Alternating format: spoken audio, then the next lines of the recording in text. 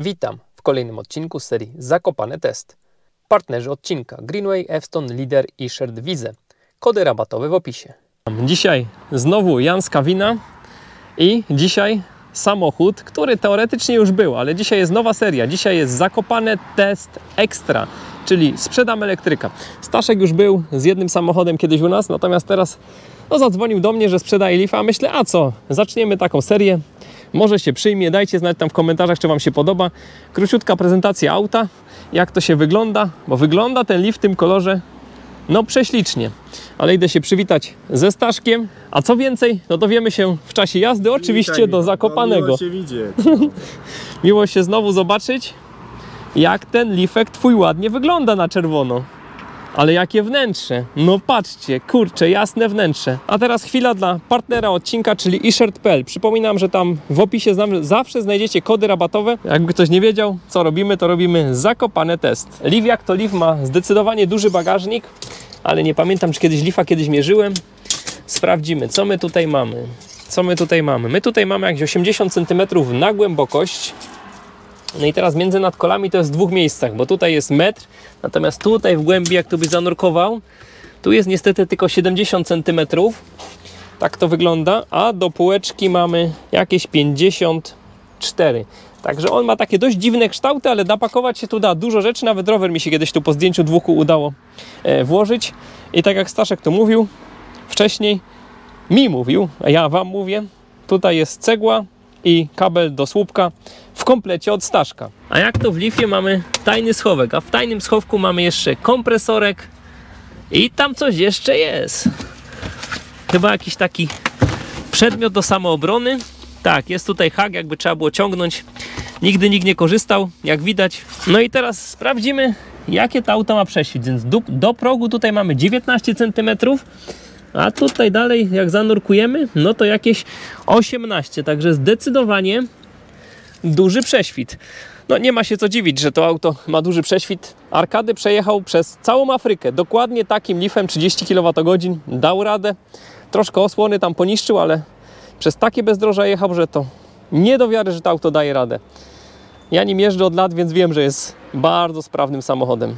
Chyba szybciutko wyruszymy w stronę Zakopanego, a sprawdzenie lakieru, sprawdzenie przez OBD2 zrobimy sobie już na miejscu. Pokasujemy, co się da. Czyń honory. Gdzie było zużycie? A, tu. Nie dobra, skasowało się. jest. Dobra. Aktualnie auto ma przejechane 52 000, prognozuje nam 170 km zasięgu. Jak widzicie, na wyświetlaczu ma 11 kresek, czyli SOH w okolicy 85%, ale to też sprawdzimy. Mamy tu taki centralny wyświetlacz, coś czego w naszym Leafie nie było. I tu mamy jakieś informacje o energii. Będziemy tu mogli sobie coś tam popatrzeć. Historia, zużycie energii. O, nawet możemy sobie zresetować. Tu jest, nie wiem z jakiego dystansu, ale 14,6. Tutaj pokazuje od pierwszą jazdę. Ostatnią jazdę. Dobra, czyli tak przez Kraków to wyglądało. A też sobie skasujemy. A co? Fajna wersja. Co prawda nie widzę tu podgrzewanych foteli, nie widzę podgrzewanej kierownicy, ale za to jest ekran. Jest sporo przycisków na kierownicy. Tempomat. Jest tempomat, jak mi tu Staszek podpowiada. Także ciekawa wersja, ciekawa. Widać, że nie z naszego rynku, ale z jakiego, to też potem Staszka podpytam. No i popatrzcie, jakie bajery. Kurde felek, tu można CD wsadzić. No to teraz to już mnie zszokowałeś. Można mu zmienić kąt. Tak, jak Ci nie odbija się za bardzo słońce. No i pierwszy krawężnik za nami. Już wiem, że to będzie komfortowa jazda, bo Leaf to jest bardzo komfortowy samochodzik. A do tego przesiadając się z Leafa, który ma prawie 130 000 do tego, który ma 50, no zdecydowanie czuć, że to jest dużo mniej wyjeżdżone auto. Nasz dodatkowe 80 000 po dziurach, choć bez żadnej awarii, no to jednak troszkę już na nim czuć, że jest taki mniej jędrny. Ten jest taki bardziej jędrniejszy. O, może tak, takie pierwsze wrażenia po pierwszych metrach. Co my tu mamy w Leafie? Mamy na przykład taki schoweczek na okularki. Mamy tutaj lustereczko bez podświetlania i mamy tutaj takie miejsce na butelkę. Co prawda ta butelka tak ledwo tu wchodzi, ale wchodzi, jest ok. Jeszcze przy okazji pokażę Wam tu schoweczek. O, w schowku właśnie. Co jest w aucie, to Staszek daje razem z autem, więc daje taką fajną przejściówkę. Jak mamy stację z kablem typ 2, to tutaj wpinamy kabel, a tu wpinamy się do Leafa. 6 kW potrafi to puścić. Ja tu jeszcze popatrzę, czy tu wejdzie butelka. No tak od biedy by weszło, ale tak powiedzmy, że na styk może. I szybki rzut oka na to naprawdę przepiękne, jasne wnętrze. No ja uwielbiam takie rzeczy. Co my tu mamy? Możemy sobie tutaj podpiąć na przykład jakieś urządzenie audio przez jacka i słuchać muzyki. Po drugiej stronie możemy sobie wsadzić pendrive'a z jakąś muzyką. Tutaj standardowo powinny być podgrzewane fotele, których nie mamy. Tutaj klasyczny lewarek zmiany biegów, przy czym jak damy jeszcze raz na D, to mamy B, czyli mocniejszą rekuperację. Tutaj fajny schoweczek na przykład na monety. No i tutaj też taki zgrabny schoweczek w podłokietniku na jakieś drobiazgi. No i tutaj mamy kamerkę na testy od 70 Mai, model A810, a tutaj też jakieś kamerki wypatrzyłem na szybie. I Staszek mi tu podpowiadał, że tu jest czujnik deszczu i czujnik świateł, tak? Automatyczne światła. Tak. Dobra, zdążymy, to jest lift, to się zbiera. Po pierwszych kilometrach mamy 13,8 kWh. Jak mi się to podoba, że ten lift ma ten centralny ekran. Dzisiaj przepiękna pogoda, myślę, że będą ładne widoczki, więc i test tej kamery powinien wyjść nie najgorzej. Kamera ma w komplecie jeszcze, mówię o tej kamerze, kamerę do tyłu i moduł zasilania. Moduł zasilania, Staszku, z ciekawostek Ci powiem, można do niego włożyć kartę i po jakiejś tam aktualizacji ma być możliwość podglądu auta z jednej i z drugiej kamery przez telefon. Wow. Na parkingu. Normalnie kartę. No, normalnie jak w Tesli. Normalnie GSM i normalnie będziesz oglądał, jak w Tesli jest ten Sentry Mode, to takie coś będzie można przy pomocy tej kamery teoretycznie zrobić. Jak to będzie się dało zrobić, to oczywiście zobaczycie to na kanale. Póki co jest tylko taka opcja, natomiast jeszcze softu do tego nie ma. Obiecali chyba w październiku wypuścić. Także taki fajny kombajn. No to Staszku, opowiedz trochę historię. Skąd to auto masz? Ile nim jeździłeś? Jak to jest? Bo już pierwszego Leafa Twojego poznaliśmy. Wymieniłeś go na 2008 z tego co pamiętam. A teraz drugiego Leafa też na coś wymieniłeś, tak? Na 208. Na 208, czyli będziecie mieli 208 i 2008 i tym sposobem drugi Leaf idzie do sprzedania. No tak to jest, że jak ktoś kupuje elektryka, to potem apetyt rośnie w miarę jedzenia i chce się mieć coś z większym zasięgiem. Ale dobra, od początku, historia zakupu. Gdzie to kupiłeś, jak dawno to kupiłeś, ile tym przejechałeś, jak to auto u Was funkcjonowało? O. Auto kupiłem w 2020 roku, czyli 3 lata temu. Miało przejechane 35 000 kilometrów. Jest sprowadzone z Francji, spod Lyonu zresztą. Kupione jest polizingowe na Autoroli. Jest cała historia tego zakupu i tak dalej. To jest samochód, który jakaś firma miała w leasingu, no i potem były aukcje i sprzedaż tych samochodów. Z samochodu jestem bardzo, bardzo zadowolony. Ma wszystkie przeglądy zrobione w serwisie, wszystkie okresowe, wszystkie, które były związane z jakimiś akcjami serwisowymi, które Nissan robił. Wszystko jest zrobione, cała historia jest w serwisie Nissana do wglądu. Wszystkie części, jakie są tutaj w tym samochodzie, nic nie zostało od nowości wymienione, wszystko jest oryginalne, wszystko działa bez najmniejszych zarzutów. Znasz jakieś tu jego historie wypadkowe, bezwypadkowe, jak to wyglądało? Nie ma nic w historii, żeby był wypadek. Nie pamiętam, czy sprawdzałem lakier, ale sprawdzimy go w Zakopanem. Sprawdzimy. Mamy nawet dwa mierniki, zrobimy przy okazji test mierników. Przetestujemy mierniki i sprawdzimy. Powiem szczerze, że jakoś mnie to nie interesowało, jest w idealnym stanie, ale z czystej ciekawości chciałbym się dowiedzieć. Nie było nic w historii, wszystkie części są oryginalne, wszystkie części są w roczniku, więc nie ma jakichś takich oznak. 2017. To jest końcóweczka Leafa 1, ostatnie wypusty, potem już tylko był Leaf 2. Tu mamy wersję z większą baterią, czyli tą baterią 30 kWh. Tak, 30 kWh, 109 koni, 80 kW, tak jak mówiłeś, no i co najważniejsze, 254 Nm. Tak jest. To jest taka dość ciekawa wersja. No i ja to bym zawsze narzekał, że nie ma podgrzewanych foteli, no bo to generalnie oszczędza energię zimą, ale jak się dowiedziałem od Ciebie, to mamy tu ciekawą opcję. Czyli mamy pompę ciepła.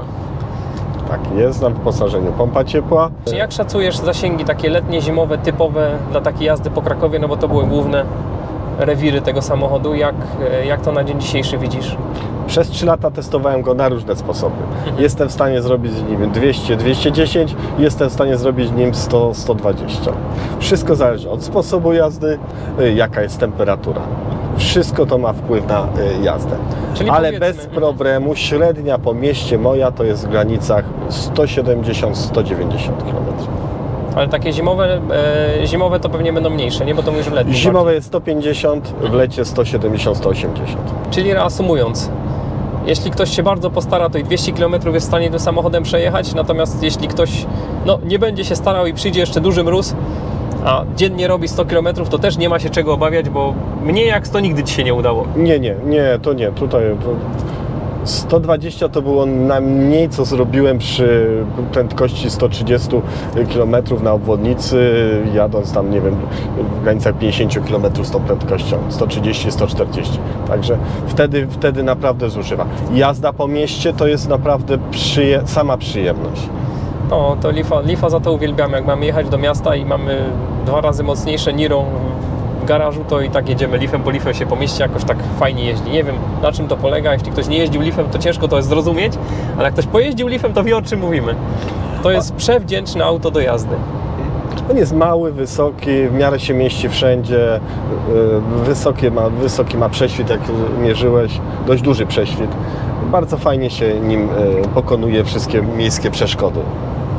No, zdecydowanie. A do tego jest taki bardzo responsywny. Tutaj ta reakcja na pedał przyspieszenia jest lepsza niż w niejednym aucie, które ma 2 razy tyle koni. On jakoś tak po mieście, przy tych miejskich prędkościach to wciska fotel, dosłownie wciska fotel, nie? Jak się gdzieś po mieście trzeba włączyć, coś tam wyprzedzić, zmienić pas, to nie ma lepszego auta. Testowałem go swego czasu, były takie czasy, że jak go miałem pierwszy raz, no to było pusto na mieście, bo to był koniec pandemii, no to tam tylko Tesla mnie potrafiła wziąć. No, tak, spod świateł to ciężko Leafa dojść. Nie ma opcji. To jest frajda tego samochodu. Ale żebyśmy tak tutaj już opowiadając o tym aucie powiedzieli całość prawdy o nim, no to trzeba pamiętać, że na dzień dzisiejszy nie jest to auto na trasę. To jest raczej auto na takie weekendowe wypady, jak my dzisiaj robimy do Zakopanego, na co dzień, wokół komina, wokół miasta, podjeżdżanie gdzieś tam. No to jest petarda samochód, natomiast tak jak kiedyś jeździłem tym choćby do Gdańska wielokrotnie, dzisiaj bym się już nie wybrał. Za dużo mamy innych możliwości. Jeśli ktoś poszukuje auta na takie długie trasy, to raczej bym polecał coś innego. Natomiast na co dzień nie ma lepszego auta i to z premedytacją będę powtarzał, że kurczę, wielu jest użytkowników, którzy mają te Leafy już 10-letnie i nie planują ich sprzedawać, bo są to tak udane konstrukcje. Z tego, co opowiadałeś mi, to jest tutaj też łączność, że on jest podłączony przez GSM i masz aplikację. Co z tej aplikacji da się zrobić? Da się go jakoś tam zagrzać, podgrzać? Co tam jest w tej aplikacji? Możesz uruchomić klimatyzację, możesz uruchomić ogrzewanie z tej aplikacji. To jest wersja N-Connecta. Jest tam abonament chyba jeszcze 2 lata. Nie mogłem się w weekend zalogować do portalu tego Nissana, bo trwają prace jakby modernizacyjne systemu, ale można za pomocą smartfona, aplikacji korzystać właśnie z takich, ile jeszcze czasu zostało do ładowania, ile jest naładowane, ile mam baterii i włączyć tryb ogrzewania albo chłodzenia. Czyli coś, co generalnie jest standardem w nowych elektrykach. No w moim Leafie na przykład tego nie było, więc to jest taka zdecydowanie ciekawa wersja. No mi tu bardzo ten środek podoba. Kurczę, te fotele są tak przyjemne. Tutaj mamy te boczki, to wszystko takie jaśniutkie, takie pluszowe. No naprawdę robi robotę, jak ja to mówię. Co Cię tam jeszcze miałem pytać? Czyli z wyposażenia mamy tutaj pompę ciepła, mamy tutaj ładowarkę pokładową 6 kW. Mamy tutaj tą łączność z samochodem. Z takich ciekawych rzeczy, jakieś czujniki cofania, co tu jest? I kamera cofania. Kamera cofania. Tempomat. Tempomat jest nieaktywny, zwykły tempomat. No wiadomo, jakby połączeń, zestaw telefoniczny, czyli tu łączy się bez problemu z telefonem. Nie ma niestety Android Auto ani Play Cara. Elektryczne lusterka, elektryczne szyby. Elektryczne lusterka, elektryczne szyby, składane lusterka elektrycznie. Czyli wszystko takie... Czujnik deszczu i czujnik zmierzchu. Dobra, czyli mamy tutaj taki komplecik wyposażenia. Jakie widzisz plusy i minusy tego auta? Plusy? Bardzo wygodna i płynna jazda. Co na przykład w Peugeotie jest troszeczkę jakieś takie, nie jest to tak do końca rozwiązane. Bardzo płynnie się tym samochodem jeździ. Koszty eksploatacji praktycznie zerowe. Na rynku części śmiesznych pieniądzach, na rynku wtórnym. Bardzo dużo części. Aby cokolwiek się, bo kolega ma ten z 2015 roku, coś tam potrzebuje, tarcze czy nie tarcze, czy jakieś osłony, bez problemu kupuje części do tego samochodu. Ja muszę jeden plus powiedzieć. Bardzo mięciutkie, wygodne fotele. Tutaj fotele to są petarda. Tu fotele są z takiego jakby zamszu, takiego pluszowego zamszu. Czy to można tak nazwać, pluszowy zamsz? Nie wiem, nie znam się na materiałach, ale są generalnie wygodne, człowiek się do nich nie przykleja. My robiliśmy tutaj trasy wielogodzinne do Gdańska po 700 km i no nigdy nie miałem żadnego problemu. Nie wiem jak ty, twoje odczucie i twojego kręgosłupa, ale ja uwielbiam jeździć Leafem, jeśli chodzi o te fotele. Są wygodne. Oprócz tego ta wersja jest z takiego materiału, który praktycznie się w ogóle nie przykleja, jest bardzo miły, nawet jeśli dotkniesz to z nieosłoniętym ciałem. Nie nagrzewa się w temperaturze wysokiej i nie jest zimny w czasie mrozów. No super opcja. No, obieg wewnętrzny jest, niestety. Zadymiacze jadą, są wśród nas. Mam wrażenie, że jest coraz więcej niestety. Także szybki przycisk pod obieg wewnętrzny jest. Jesteśmy w tunelu, ja tu robię nagrania kamerką, którą testujemy, to będziecie mieli możliwość porównania tych nagrań. Będziemy robić pomiary głośności w tunelu.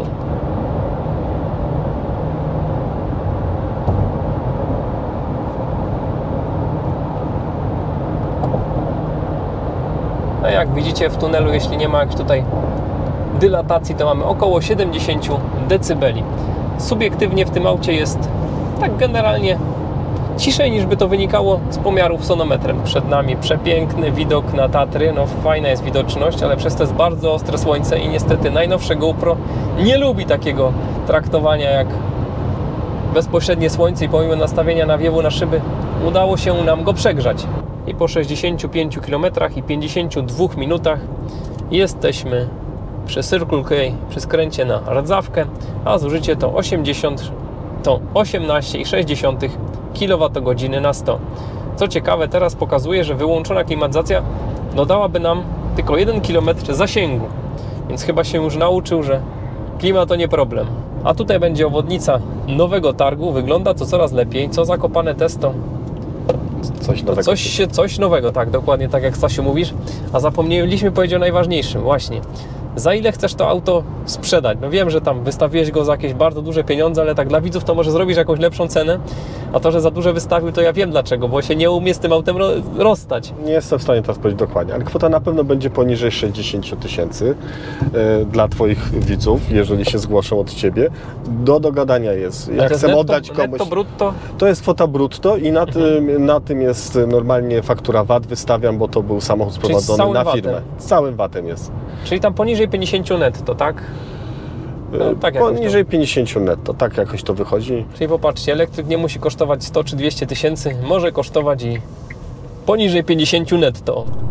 No i wjeżdżamy do Zakopanego, właśnie minęliśmy Poronin, więc w Poroninie przy Leninie 16,2 kWh na 100. Ależ dzisiaj przepięknie wygląda ten Giewącik, aż postanowiłem wyciągnąć kamerę przez szybę.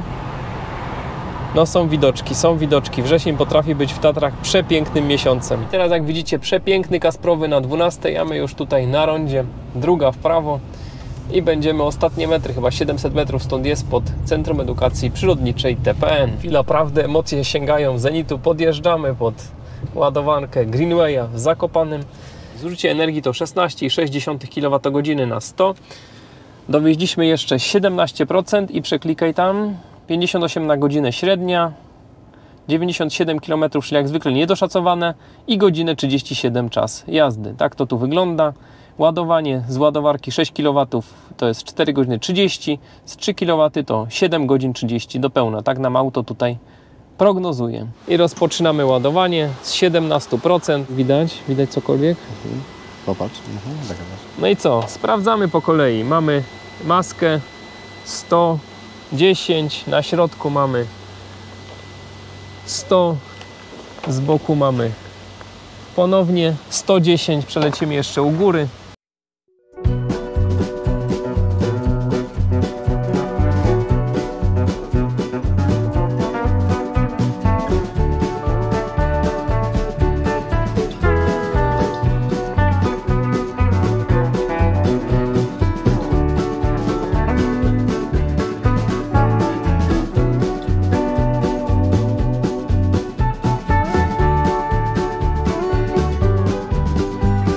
Teraz zobaczymy, jak to wygląda na Staszka sprzęcie. Tak, Staszek patrzy, dach. Staszka sprzęt pokazuje 84. Spróbuję pomierzyć. No tam było 84, mój co 10 pokazuje, więc pokazuje 90. No to dość by się zgadzało. Tutaj mamy 109. Przykładamy w dokładnie tym samym miejscu mój. I mamy 130, 140. A jeszcze ocynk twój wykrywa, tak? Czyli to jest wszystko ocynkowane? Cały? No dobra, to lecimy, zobaczymy. Maska jest na pewno ocynkowana. Dzisiaj takim miernikiem testowaliśmy. Jak ktoś ma jakieś pomysły, jakie są dobre mierniki, albo ktoś jest producentem takich mierników, no to dajcie znać, bo chętnie bym nawiązał współpracę. Jak coś jest dobre, to czemuż tego nie promować, a przy okazji robić takie pomiary dla Was. W komplecie oczywiście 2 kluczyki. Staszek tu już uruchamia aplikację. Będziemy zaraz patrzeć, tylko musisz wsiąść i zamknąć drzwi, bo będzie nam pikał, jak to Leaf. No, wiadomo, że to prawdziwy Leaf, nie podróbka. Pika cały czas, jak są drzwi otwarte. No i szczytujemy go, co się tutaj dzieje. Pokazuje nam aktualnie, co my tu mamy. 83,7 SOH, czyli 16% z haczykiem mamy zdegradowaną baterię po 6 latach. Uważam, że niezły wynik. Przebieg 52 199, 39 szybkich ładowań i 760 wolnych. Tak tutaj nam pokazuje. Przyjechaliśmy tu prawie z pustą baterią, bo chyba na 17% i po 23 minutach mamy już 88%, więc co? Kończymy to ładowanie, przepinamy się na AC, bo nie zdążylibyśmy nic zjeść. Tak szybko, no tak szybko ładują się auta z małą baterią. Dzisiaj ze Stasiem postanowiliśmy iść do Góralskiego Browaru, Krupówki 40. Wracamy od Centrum Edukacji Przyrodniczej, a tu takie okazy przyszły na wypas. Takie rzeczy tylko w Zakopanem. Może mi nie zje kamerki. O Jezu, idzie do mnie, on idzie na drogę. Szalony. No popatrzcie jakie rzeczy. I poszły. No i cóż, naładowaliśmy się przez przypadek do 100%.